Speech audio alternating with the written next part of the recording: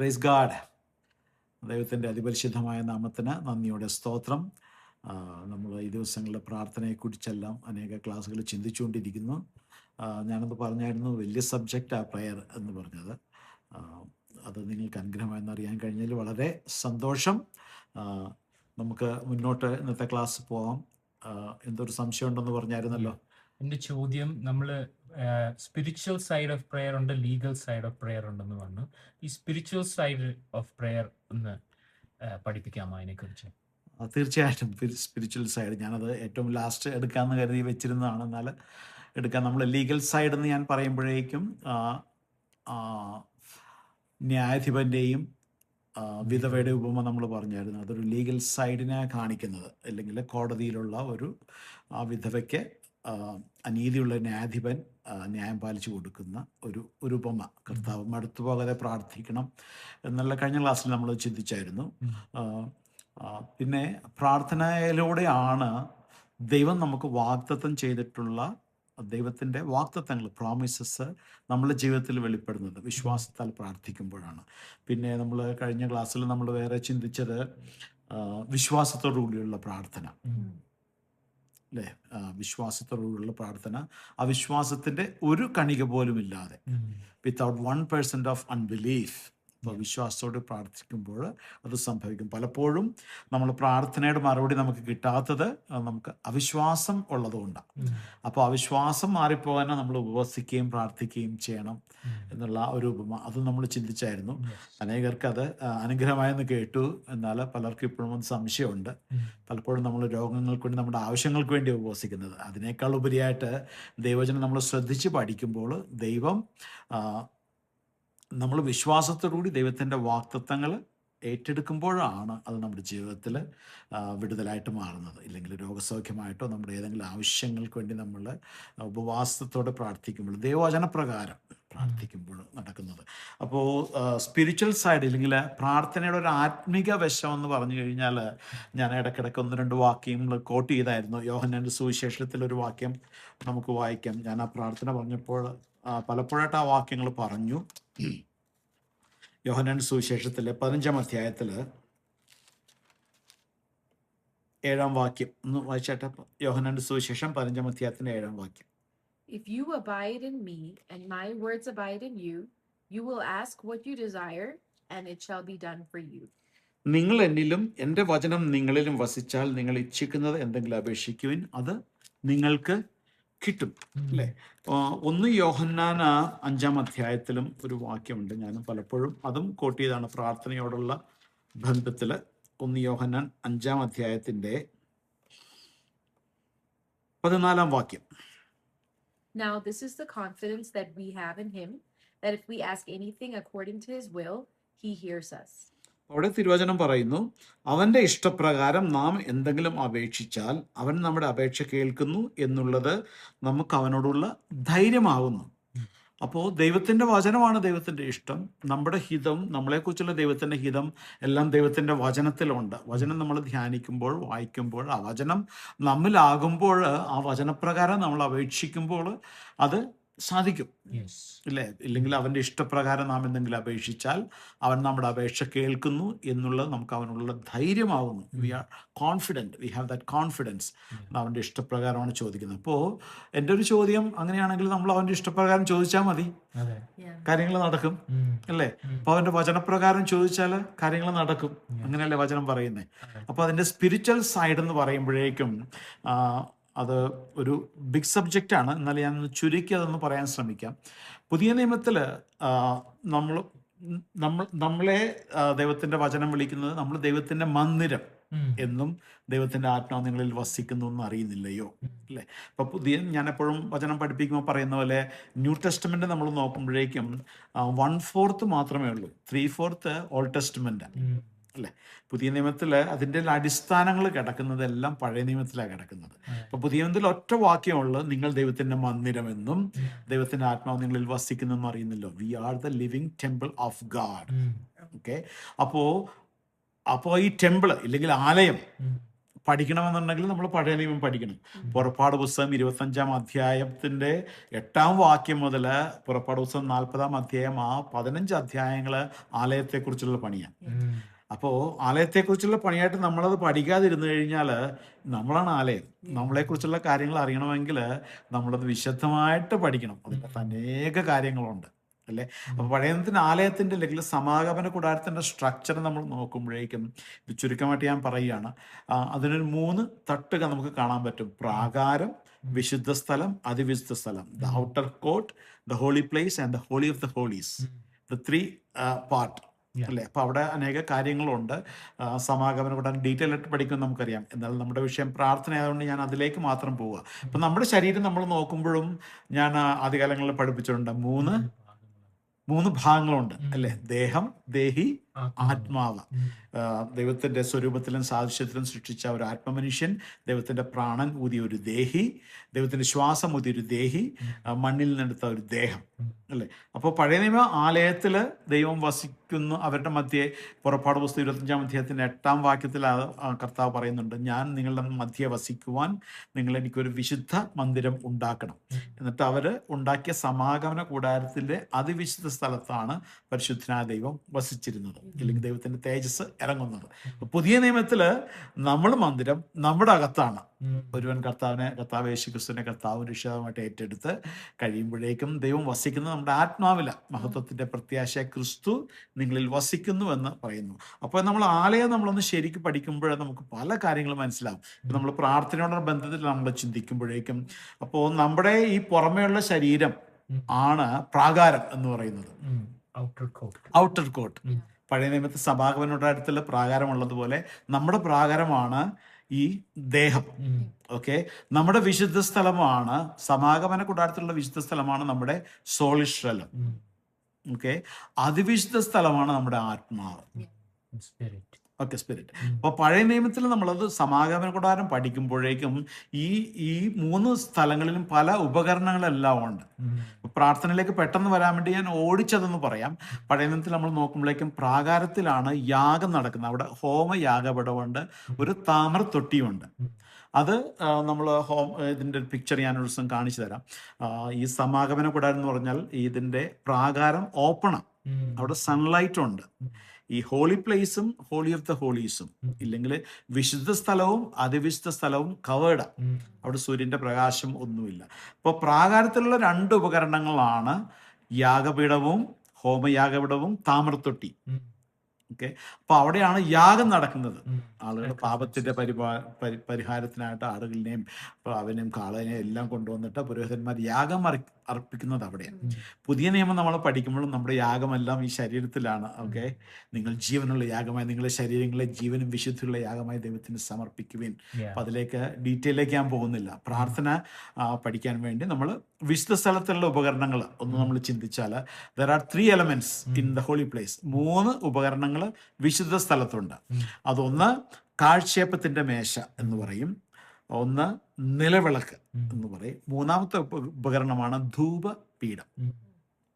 Okay, അപ്പോൾ ഈ 3 എല്ലാ ഉപകരണങ്ങളും കർത്താവ് യേശുക്രിസ്തുവിൻ്റെ വെളിപ്പാടാണ്. ആലയം നമ്മൾ പഠിക്കുമ്പോൾ അതിൻ്റെ നൂല് മുതൽ തൂണ് മുതൽ അതിൻ്റെ അടിസ്ഥാനം മുതൽ അതിൻ്റെ ക്യാപ്പ് മുതൽ എല്ലാം കർത്താവ് യേശുക്രിസ്തുവിൻ്റെ വെളിപ്പാടായിട്ട് നമുക്ക് ഡീറ്റെയിൽ ആയിട്ട് ഞാനത് പഠിപ്പിക്കാം. എന്നാൽ ഈ പ്രാർത്ഥനയോടുള്ള ബന്ധത്തിൽ അപ്പോൾ വിശുദ്ധ സ്ഥലത്തുള്ള ഉപകരണങ്ങൾ ഏതാണ്?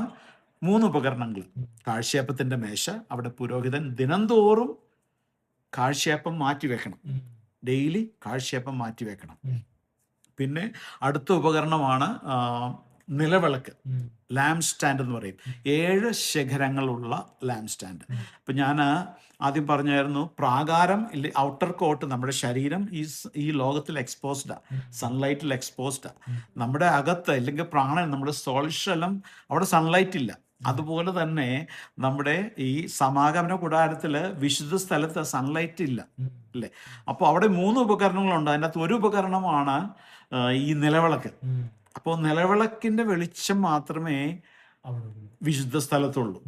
ഒന്നാമത്തെ ഇത് മറന്നു പോകരുത്, കാഴ്ചയപ്പത്തിൻ്റെ മേശ. അവിടെ നിത്യം കാഴ്ചയപ്പം മാറ്റി വെക്കണം. ദൈവത്തിൻ്റെ വചനത്തെ അപ്പമായിട്ട് പറഞ്ഞിട്ടുണ്ട്, ഞാൻ സ്വർഗത്തിൽ നിന്ന് ഇറങ്ങി വരുന്ന ജീവനുള്ള അപ്പമാവുന്നു. അപ്പോൾ ദൈവത്തിൻ്റെ വചനത്തെ കാഴ്ചയപ്പത്തിൻ്റെ മേശ കാണിക്കുന്നു. അപ്പോൾ നിലവിളക്കുണ്ട്. അപ്പോൾ നിലവിളക്ക് നമ്മൾ നോക്കുമ്പോഴേക്കും യെശയ്യാപ്രവചനം 11-ാം അധ്യായത്തിൻ്റെ 1-2 വാക്യങ്ങളൊന്ന് വായിക്കാമോ? Isaiah chapter 11 verse 1 and 2. അപ്പോൾ നിലവിളക്ക് അവിടെ എന്തിനാണ് കാണിക്കുന്നതെന്ന് നമുക്ക് അറിയാൻ സാധിക്കും. There shall come forth a rod from the stem of Jesse, and a branch shall grow out of his roots. Okay, The Spirit of the Lord shall rest upon him, the Amen. Spirit of wisdom and understanding, the Spirit of counsel and might, the Spirit of knowledge and of the fear of the Lord. Okay. എന്നാൽ ഇശായുടെ കുറ്റിയിൽ നിന്നൊരു മുള പൊട്ടിപ്പുറപ്പെടും, അവൻ്റെ വേരുകളിൽ നിന്നുള്ള ഒരു കൊമ്പ് ഫലം കായ്ക്കും. അവൻ്റെ മേൽ യഹോവയുടെ ആത്മാവ് ആവസിക്കും, ജ്ഞാനത്തിൻ്റെയും വിവേകത്തിൻ്റെയും ആത്മാവ്, ആലോചനയുടെയും ബലത്തിൻ്റെയും ആത്മാവ്, പരിജ്ഞാനത്തിൻ്റെയും യഹോവ ഭക്തിയുടെയും ആത്മാവ്. അപ്പോൾ 7 ആത്മാക്കളെ കുറിച്ച് അവിടെ പറഞ്ഞിരിക്കുന്നു, 7 സ്പിരിറ്റ്. അപ്പോൾ ഇത് ഒരു ലാമ്പിലാണ് നിൽക്കുന്നത്. ഓക്കെ. അപ്പോൾ ദൈവത്തിൻ്റെ പരിശുദ്ധാത്മാവിൻ്റെ 7 വിവിധമായിരിക്കുന്ന ഫലങ്ങൾ അതിനകത്ത് കാണിക്കുക, ഇല്ലെങ്കിൽ നമ്മുടെ ജീവിതത്തിൽ അത് വെളിപ്പെടണം. അപ്പോൾ പ്രാർത്ഥനയായിട്ട് ഞാനത് പെട്ടെന്ന് കണക്ട് ചെയ്യാം. അപ്പോൾ ഞാൻ പറഞ്ഞു കാഴ്ചയപ്പത്തിൻ്റെ മേശയുണ്ട്, അവിടെ സൂര്യൻ്റെ പ്രകാശമില്ല, അവിടെയുള്ളത് നിലവിളക്ക് മാത്രമേ ഉള്ളൂ, പിന്നെയുള്ളത് ധൂപപീഠമാണ്. ഓക്കെ. അപ്പോൾ ധൂപപീഠം എന്തിനെ കാണിക്കുന്നു എന്ന് അറിയാനും നമുക്കൊരു വചനം വായിക്കാം. ധൂപപീഠം റെവലേഷൻ, വെളിപ്പാട് പുസ്തകം 8-ാം അധ്യായത്തിൻ്റെ 3-4 വാക്യങ്ങളൊന്ന് വായിച്ചാട്ട്. റെവലേഷൻ ചാപ്റ്റർ 8, വെളിപ്പാട് പുസ്തകം 8-ാം അധ്യായത്തിൻ്റെ 3-4. Then another angel having a golden censer came and stood at the altar. He was given much incense, that he should offer it with the prayers of all the saints upon the golden altar which was before the throne. And the smoke of the incense with the prayers of the saints ascended before God from the angel's hand. Okay. മറ്റൊരു ദൂതൻ സ്വർണ്ണ ധൂപകലശവുമായി വന്ന് യാഗപീഠത്തിനരികെ നിന്നു. സിംഹാസനത്തിന് മുമ്പിലുള്ള സ്വർണ്ണപീഠത്തിന്മേൽ സകല വിശുദ്ധന്മാരുടെയും പ്രാർത്ഥനയോട് ചേർക്കേണ്ടതിന് വളരെ ധൂപവർഗം അവന് കൊടുത്തു. ധൂപവർഗത്തിന്റെ പുക വിശുദ്ധന്മാരുടെ പ്രാർത്ഥനയോട് കൂടെ ദൂതന്റെ കയ്യിൽ നിന്ന് ദൈവസന്നിധിയിലേക്ക് കയറി. അപ്പോൾ ധൂപപീഠം കാണിക്കുന്നത് പ്രാർത്ഥനയാണ് കാണിക്കുന്നത്. ഓക്കെ, ധൂപപീഠം. ഓക്കെ. അപ്പം 3 ഉപകരണങ്ങളും മറന്നു പോകരുത്. കാഴ്ചയപ്പത്തിൻ്റെ മേശ, ദൈവത്തിൻ്റെ വചനം ഉണ്ട്, നിത്യേന അവിടെ മാറ്റി വെക്കണം. പുരോഹിതൻ്റെ ജോലിയാണ്. നമ്മൾ കർത്താവ് യേശുക്രിസ്തുവിനെ കർത്താവ് രക്ഷിതമായിട്ട് സ്വീകരിച്ച് കഴിയുമ്പോഴേക്കും, ദൈവത്തിൻ്റെ മക്കളായി കഴിയുമ്പോഴേക്കും നമ്മളെ രാജകീയ പുരോഹിത വർഗമായിട്ട്, വിശുദ്ധ വംശമായിട്ടാണ് ദൈവം കാണുന്നത്, അല്ലേ? അപ്പം നമ്മൾ പുരോഹിതന്മാരും രാജാക്കന്മാരും ആണ്, വിശുദ്ധ വംശമാണ്. അപ്പോൾ കാഴ്ചയപ്പത്തിൻ്റെ മേശയുണ്ട്, ദിനംതോറും ദൈവത്തിൻ്റെ വചനം ദൈവത്തിൻ്റെ ആത്മാവിനാൽ, അല്ലേ? 7 ശാഖകളുള്ള നിലവിളക്കുണ്ട്. ആ 7 ആത്മാവിൻ്റെ വെളിച്ചത്തിൽ ഈ ദൈവത്തിൻ്റെ വചനം നമ്മൾ കാണണം. കാരണം അവിടെ വേറെ സൂര്യപ്രകാശമില്ല. അപ്പോൾ ദൈവത്തിൻ്റെ വചനം കാണാൻ ഈ ദൈവത്തിൻ്റെ ഈ തിരുവചനം, നമ്മൾ ഇതിൻ്റെ ഓതർ ഹോളി സ്പിരിറ്റ്, ദൈവത്തിൻ്റെ പരിശുദ്ധാത്മാവാണ്. മനുഷ്യരിലൂടെ ഇത് അനേക റൈറ്റേഴ്സ് ഉണ്ട് ഇതിന്, പക്ഷെ ഇതിൻ്റെ ഓതർ എന്ന് പറഞ്ഞാൽ ദൈവത്തിൻ്റെ പരിശുദ്ധാത്മാവാണ്. ദൈവത്തിൻ്റെ പരിശുദ്ധാത്മാവാണ് അത് കൂട്ടിച്ചേർത്തിരിക്കുന്നത്, അവൻ്റെ വായിൽ അത് കൂട്ടി വരുത്തിയതെന്നൊക്കെ പറയുന്നു. അപ്പോൾ ദൈവത്തിൻ്റെ പരിശുദ്ധാത്മാവിൽ ഈ വചനം നമ്മൾ കാണുമ്പോൾ നമ്മുടെ പ്രാർത്ഥന, ധൂപപീഠം എന്തിനാണ് കാണിക്കുന്നത്? പ്രാർത്ഥന.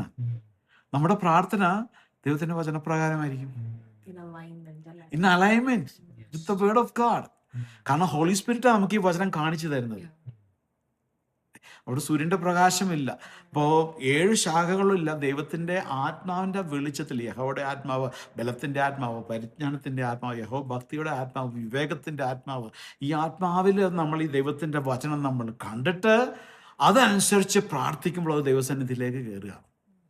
അതിന് മറുപടി കിട്ടിയേ പറ്റത്തുള്ളൂ. അപ്പോൾ ഇതിൻ്റെ നട്ഷെല്ലിലാണ് കർത്താവ് യേശുക്രിസ്തു നമ്മൾ ആദ്യം വായിച്ച വാക്യം സുവിശേഷങ്ങളിൽ പറഞ്ഞിരിക്കുന്നത്, നിങ്ങൾ എന്നിലും എൻ്റെ വചനം നിങ്ങളിൽ വസിച്ചാൽ നിങ്ങൾ ഇച്ഛിക്കുന്നത് എന്തെങ്കിലും അപേക്ഷിക്കുവിൻ, അത് നിങ്ങൾക്ക് കിട്ടും. കാരണം നമ്മൾ ഈ വചനം കാണുന്നത് ദൈവത്തിൻ്റെ പരിശുദ്ധാത്മാവിൻ്റെ വെളിച്ചത്തിലാണ്. നമ്മൾ ഭോഗേച്ഛകളിൽ ചെലവിടേണ്ടതിന് നമ്മൾ ലോകത്തിലുള്ള കാര്യങ്ങളല്ല പിന്നെ കാണുന്നത്. അതെല്ലാം നമുക്ക് ഇതിനകത്ത് ഉണ്ടോ? അതെല്ലാം ഉണ്ട്, പക്ഷെ നമ്മളുടെ ഫോക്കസ് അതിനകത്ത് ആയി പോകരുത്. അബ്രഹാമിന്റെ ജീവിതം എല്ലാം പഠിപ്പിച്ചപ്പോൾ ഞാനത് പഠിപ്പിച്ചിട്ടുണ്ടെന്ന് എനിക്ക് തോന്നുന്നു, അല്ലേ? അബ്രഹാമിന്റെ അനുഗ്രഹങ്ങളെല്ലാം പഠിക്കുമ്പോൾ നമുക്കത് കാണാം. ആദ്യം കാണിക്കുന്നത് എർത്തിലെ ബ്ലെസ്സിങ്സാ. നിന്റെ സന്തതി കടൽ തീരത്തെ മണൽ പോലെ ആകും. അടുത്തൊരു സ്റ്റെപ്പിലേക്ക് ലോത്തെല്ലാം വിട്ടുപിരിഞ്ഞ് യുദ്ധമെല്ലാം കഴിഞ്ഞ് ഈ അബ്രഹാം സോദോം രാജാവിനോട് ഒന്നും മേടിക്കാതെ ഇരിക്കുമ്പോഴേക്കും യഹോവ വന്ന് പിന്നെ പ്രത്യക്ഷപ്പെട്ടിട്ട് പറയുന്ന കാര്യമുണ്ട്, ഞാൻ നിന്റെ അതിമഹത്തായ പ്രതിഫലവും നിന്റെ പരിചയമാകുന്നു. ആകാശത്തിലേക്ക് നോക്കുമ്പോൾ നിന്റെ സന്തതികൾ ഈ വണ്ണമാകും. അപ്പോൾ എർത്തിലി ബ്ലെസ്സിങ്സും കാണിക്കുന്നുണ്ട്, ഹെവൻലി ബ്ലെസ്സിങ്സും കാണിക്കുന്നുണ്ട്. പക്ഷെ അബ്രഹാം ഇതിലൊന്നും സാറ്റിസ്ഫൈഡ് ആകുന്നില്ല. അബ്രഹാം വരുവാനുള്ള അടിസ്ഥാനമുള്ള നഗരത്തിനായിട്ട് കാത്തിരുന്നു എന്നെല്ലാം പറയുന്നുണ്ട്. എനിവേ, ഞാൻ പെട്ടെന്ന് വന്നുകൊണ്ട് പറഞ്ഞേ ഉള്ളൂ. നമ്മുടെ പ്രാർത്ഥനയുടെ വിഷയം നമ്മൾ നോക്കുമ്പോഴേക്കും ദാറ്റ്സ് എ സ്പിരിച്വൽ സൈഡ്, ആത്മികമായിരിക്കുന്ന പ്രാർത്ഥന സൈഡ് എന്ന് പറയുന്നത് ഞാൻ അതാ. അപ്പോൾ നിങ്ങൾ എന്നിലും എൻ്റെ വചനം നിങ്ങളിലും വസിച്ചാൽ നിങ്ങൾ ഇച്ഛിക്കുന്നത് എന്തെങ്കിലും അപേക്ഷിക്കുവിൻ, അത് നിങ്ങൾക്ക് ലഭിക്കും. അല്ലേ? അപ്പോൾ we are the temple of God.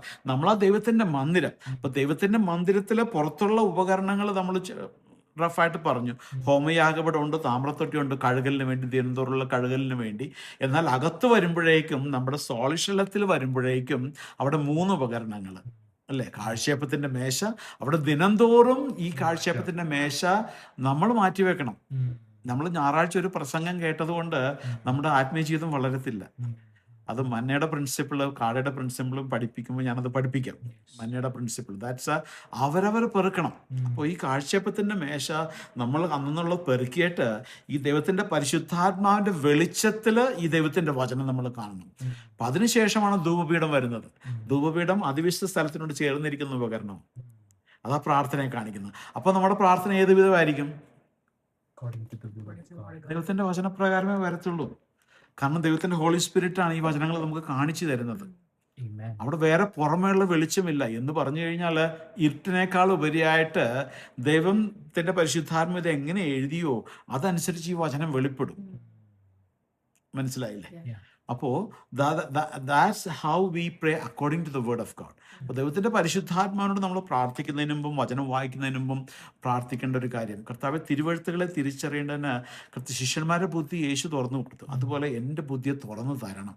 ഇത് മനസ്സിലാക്കുവാൻ യേശു ക്രിസ്തു ഇല്ല പിതാവായ ദൈവം നമ്മുടെ ബുദ്ധി തുറന്നു തരുമ്പോൾ we can see in the right perspective ഇത് എന്തിനു വേണ്ടി എഴുതിയിരിക്കുന്നു എന്നുള്ള അളവിൽ ദൈവത്തിൻ്റെ പരിശുദ്ധാത്മാവ് നമുക്കിത് വെളിപ്പെടുത്തി തരികയും അതനുസരിച്ച് നമ്മുടെ പ്രാർത്ഥിക്കുകയും ചെയ്യുമ്പോൾ പ്രാർത്ഥനയ്ക്ക് മറുപടി ഉണ്ട്. അതാണ് യേശു ക്രിസ്തു പറഞ്ഞ, നിങ്ങൾ എന്നിലും എൻ്റെ വചനം നിങ്ങളിലും വസിച്ചാൽ നിങ്ങൾ ഇച്ഛിക്കുന്ന എന്തെങ്കിലും അപേക്ഷിക്കും, നിങ്ങൾക്കത് ലഭിക്കും.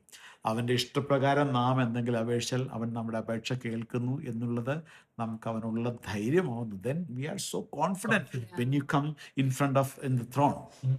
ദൈവത്തിൻ്റെ സന്നിധിയിൽ നമ്മൾ കടന്നു വരുമ്പോൾ നമുക്ക് ആ ബോൾനെസ് ഉണ്ട്. ഞാൻ പ്രാർത്ഥിക്കുന്നത് യെസ് അതെൻ്റെ അവകാശമാണ്, ഇല്ലെങ്കിൽ യെസ് നിൻ്റെ വചനപ്രകാരം നീ ഇതെനിക്ക് വാഗ്ദത്തം ചെയ്തിരിക്കുന്നതാ. കാലേബ് പറയുന്നത് പോലെ നീ എനിക്ക് പ്രോമിസ് ചെയ്ത ആ മല, ഹെബ്രോൻ മല, അത് എൻ്റെതാ. Give that to me.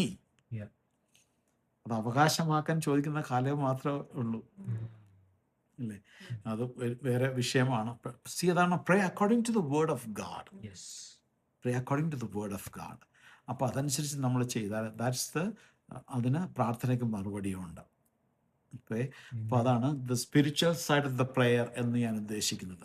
ഇപ്പോൾ ലീഗൽ സൈഡും ഉണ്ട്, സ്പിരിച്വൽ സൈഡും ഉണ്ട്. അപ്പോൾ ദൈവം ആ ഒരു രീതിയിൽ പ്രാർത്ഥിക്കാൻ ദൈവം നിങ്ങളെ സഹായിക്കട്ടെ.